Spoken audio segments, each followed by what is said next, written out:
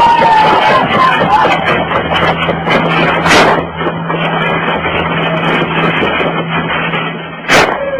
up? Di ba binigay?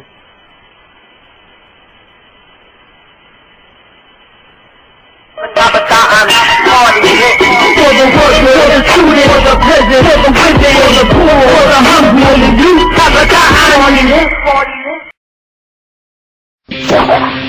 Kabataan Party List, ang kauna-unahang kinatawan ng kabataan sa Kongreso. Nagpa-extend ng voters registration.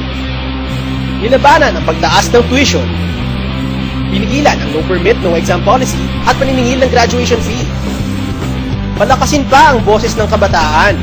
Pagpatuloy ang magandang simula. Bilang hamon ng mundo, kinabukasan nasa kamay mo.